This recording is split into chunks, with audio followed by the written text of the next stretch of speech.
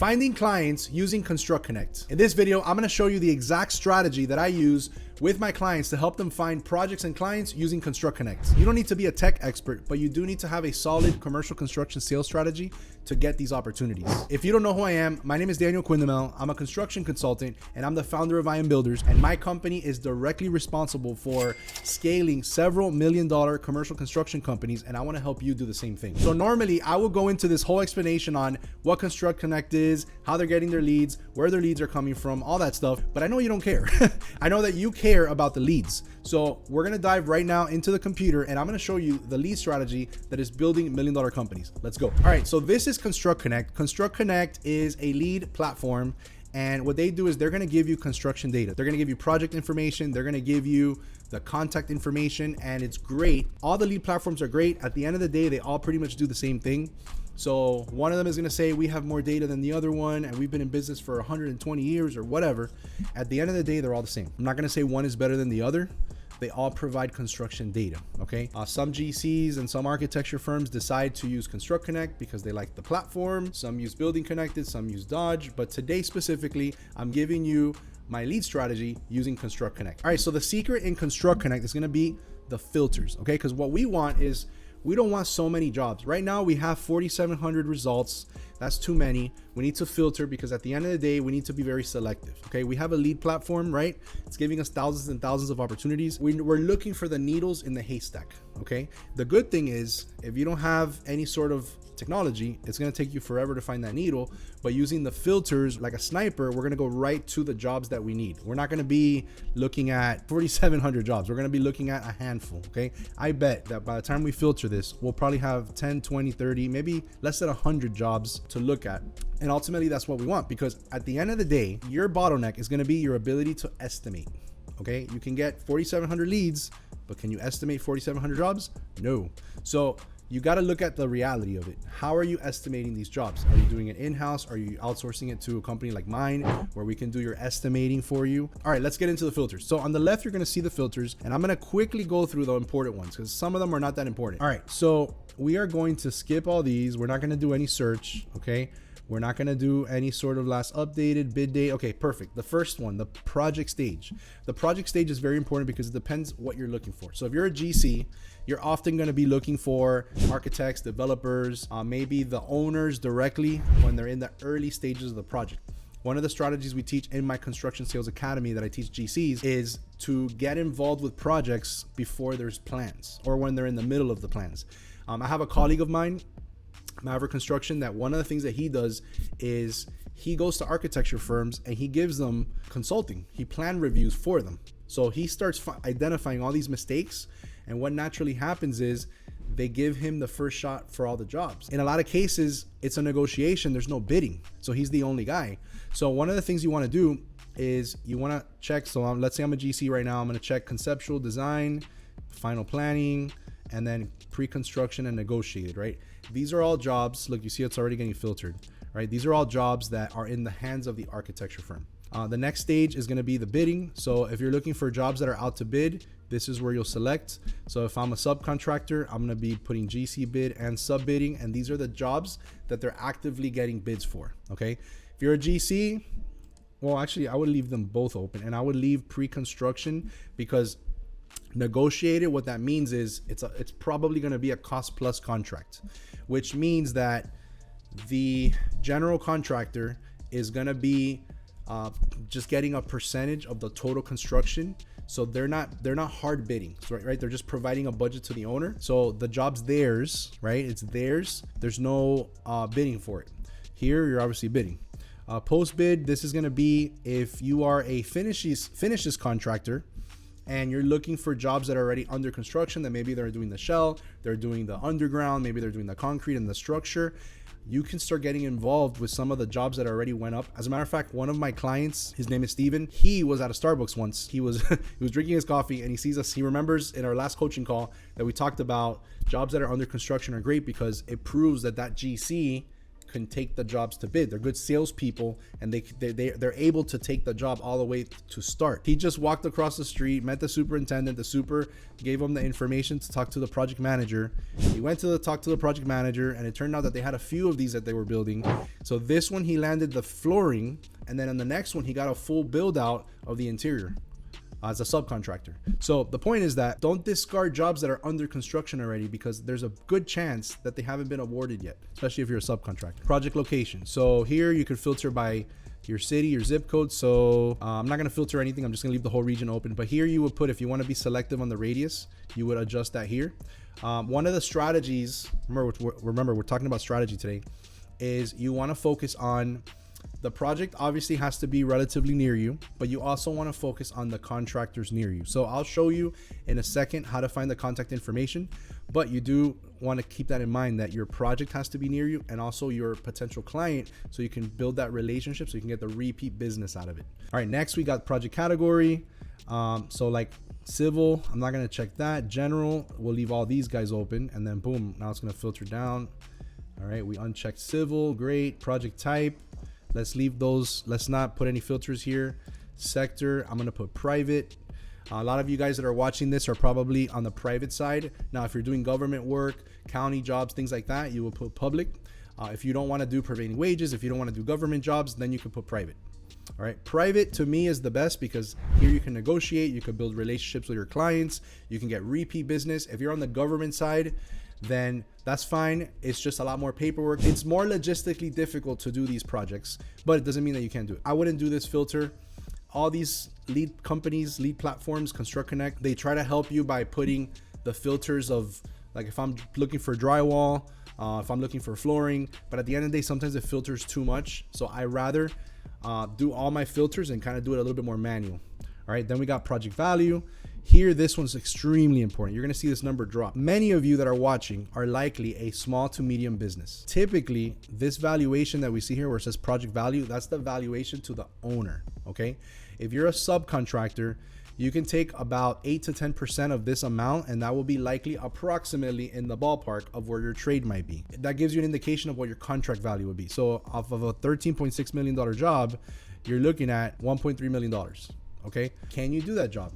You have to decide that. So one of the filters that I do, if I'm a small to medium company, maybe I don't have a lot of time in the game, or maybe I'm typically doing retail and small things like that, I might put a valuation of no more than $3 million. Boom, right? Let's say if I'm a sub. So we just filter, look, now we have 72. You see how it starts going down and down and down? If I'm a GC, that means that I can do this project up to $3 million. For both subs and GCs, don't get the shiny object syndrome. Just because the project looks big, it doesn't mean that they're gonna even seriously consider you. At the end of the day, people are gonna buy either based on your relationship with them, your reputation in the market, you know, the jobs you've done, your portfolio, who knows you in the market, or your price. And at the end of the day, if you're a GC, the price is important, but the biggest factor is gonna be in the level of trust you can give to your client. Okay, so if you're talking to an architect or to an owner, remember, a lot of times these guys don't know too much about construction. Owners, they get nervous. So if you're trying to go after a $3 million job and the biggest job you've ever done is like $500,000, they might get scared, right? Because you don't have that background. Now, if you've done $10 million jobs, $5 million jobs, a $3 million job, you do it with your eyes closed. Another thing to consider is the industry. If you're a GC and you specialize in, let's say, I don't know, interiors or something, don't go out there and bid a huge warehouse tilt up, you know, multi-million-dollar project, because you don't have experience in that. So when the owner says, hey, how many of these have you built? Oh, this is gonna be my first one. They're gonna get nervous. Okay, so use a little bit of common sense when you're picking these jobs. Okay, I had a client once. He was a one-man operation, older guy. He does stucco, and he sent me to estimate for him. It was an apartment building complex that was probably like 10 buildings. This was like a multi-million-dollar project for him, right? For the GC, it was probably $100 million project. And I told him, hey, don't bid this. You're gonna waste your time and your money. No, I want to do it. He bid the job and he didn't land it, because even if you have a crew of a few, those big jobs are typically performed by a company. So let's keep going. Document type. Let's not boom. Additional filters to see what else we got. Created time, pre-bid, start date. Okay, so start date is good if you want awarded jobs, right? So start date, next 90 days. These jobs will be the awarded jobs. As a matter of fact, one of the things I forgot was the awarded. So if you go over here to awarded, the awarded phase is going to be the jobs that the GC has been awarded. So if you're a sub, these are the general contractors that they already have a contract. Those are great to go after to try to get your foot in. Oftentimes they're going to already have given the contracts out, the subcontracts out.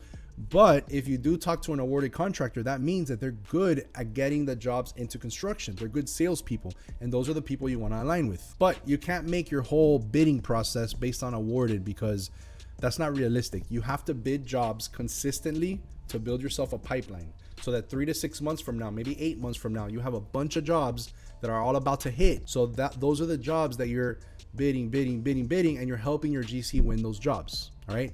General contractors typically don't like when a sub comes in the 11th hour and they say, hey, I want to bid that job. I only want to bid for you if you win the job, or I only want to bid for you if you won the job. They value the fact that you invested with them, right? The time to bid with them, to take that job to bid, to win it together. Okay. Yeah. Some guys will grab your bid and they don't care, but others are going to be a little bit more professional with it. And they're going to say, hey, we got to give our preference to the people that helped us win the job. So they might get your bid, but the guy that has the best chance of winning bid the job already 6 months ago. Does that make sense? Let's see the rest of the filters. Floors. I mean, if you have a lot of options and you want to filter by floors, by all means, but let's be more selective. Let's say I am a small contractor. Let's say I'm a small GC. I'm going to do a GC way and the subway, right? Let's say I'm a small GC and I want to do only $1 million projects, right? I don't have a lot in my history, but again, this is the same thing, whether you're doing 3 million or 5 million, it's the same process. I'm just starting out with $1 million. All right. So now you see how now we only have 149 results. So now what I'm going to do, literally, this is my tactic. I'm going to right click, open new tab. And if you have a middle mouse button, you could just go click, click, click, click. You could kind of filter them. You could start filtering them out from here, because there might be certain things, like maybe you don't want to do restaurants, so you don't have to do this Taco Bell, or maybe you don't want to do like a BJ's or something like that, or maybe this is too small for you. Now, one thing to note about the small jobs is don't discount the small jobs, because I have a great story of when I was in commercial drywall many years ago. We got that business to $7 million a year, right? We went from like $100,000, $200,000 in contracts to $7 million a year. We had a company that we started at the bottom with them. They were small. Well, they were a mid-sized GC, and we got our foot in the door with them. We did the flooring, demo flooring scope for them. We almost didn't do it because we were a drywall company, but they invited us to bid for the demo scope. We did it. We got our foot in the door, and that led to a retail job and a restaurant and more and more and more, to the point where they became our number one client and we became their number one drywall company, where they were responsible for $2 million a year in contracts for us. So again, don't discount the small jobs. I know we always want to do the big jobs, but let's pay attention to the small ones too. All right, so now we're gonna start going. So if I'm a GC, I'm gonna scroll down and I'm gonna find the owner, and that's where I'm gonna start my phone call. And we have a script that we use inside my Construction Sales Academy, where we literally teach you exactly what to say when you're talking to the owner, to the architecture firm, or to the architects. If you're a subcontractor talking to a GC, we give you that script. If you're emailing them, if you're visiting them, if you're calling them, it's called expert phone and email scripts. You can get that for free inside of my Construction Sales Academy when you join. Currently, at the time of this recording, there's a free trial. If you're interested in checking that out, I'm going to put a link right over here and in the description below. All right, so I'm going to call the owner, and I don't have a name here. Sometimes they give you a name, and I'm going to introduce myself, and I'm going to use the script that's inside of our program that you can grab, that I just mentioned a second ago, and I'm going to ask them if we can be a part of this project. And then the next person that I'm going to look at is going to be probably the architecture firm, which is, okay, so this guy, Brian Ward, is probably our main contact for this job, because he works for Episcopal Children's Services. So he's probably the construction manager for this, what is this, a hospital or something like that? Or for this, whatever company this is. And then here we have Monique Lang. Okay, so these are my contacts. They must be the design firm, because they're on their design team. Bidders, if I'm a subcontractor, these are all the GCs bidding this job. These are design build firms. These are like general contractor. Okay, so this brings up something important. There are a lot of general contractors that are bidding these projects. So the truth is, you got to ask yourself the amount of time and money that it takes to bid these jobs. Is this job worth it? I think this job was that $13 million one, was it? Let me go back. Was it North Side? Yeah, this one. No, actually, it wasn't even that big. $650,000 isn't that big for this many GCs. So these are the types of things that I think to myself, if I'm a GC, do I want to compete against so many GCs? Or if I'm a subcontractor, first of all, what are the chances my GC is going to win? And secondly, now I got to compete against the other guys, the other subs that are doing my trade. Okay. So anyways, I'm not saying not to bid a job like this, but these are the questions you have to ask yourself. When I make these videos, I don't want to tell you exactly what to do. I want to give you the tools to make decisions on your own. 7 Brew Coffee. Okay. $200,000. All right. Not too bad. Says new construction site work. Okay, so that's another thing I want to talk about. So new construction jobs typically take close to a year to land.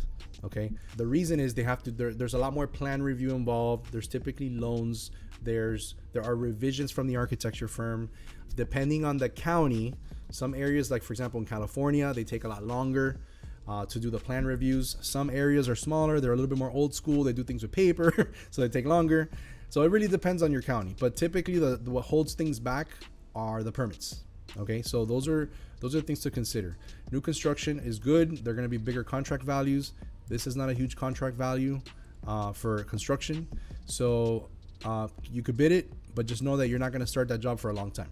Okay, so again, we're going to come over here. Here's the owner.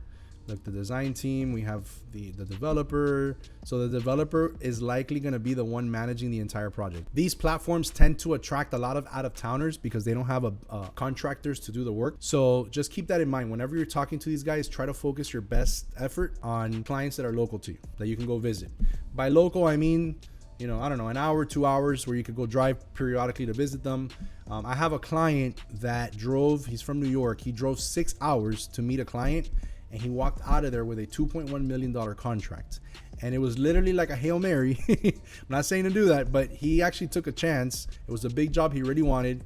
He drove over there. He ended up walking out with the contract. So the number one thing you can do is visit your clients in person, not just through phone and not just through email, in person, so that you can build those relationships. Now that you're an expert at getting leads using ConstructConnect, you're going to find that your next bottleneck, your next challenge is going to be, how am I going to get these jobs estimated? Because the leads don't matter unless you actually bid those jobs. So one of the things that we created several years ago was our unlimited estimating subscription program, where what we're doing is we will literally estimate your entire job for you. Labor, material, supervision, equipment, profit, ready to go, ready to submit. This is the secret sauce that we're using to scale up commercial construction businesses. Anybody can sign up for ConstructConnect and any of these lead platforms, but not everybody can estimate the jobs. So if you're interested and you need help estimating, I'm going to put a link right over here to our unlimited estimating subscription so you can learn more. All right, in the next video, we're going to cover Dodge Construction Network, and I'm going to do the exact same thing that I just did with the screen record, and we're going to walk through the strategy using Dodge so that you can decide whether Dodge is the best or ConstructConnect is the best. All right, let's go.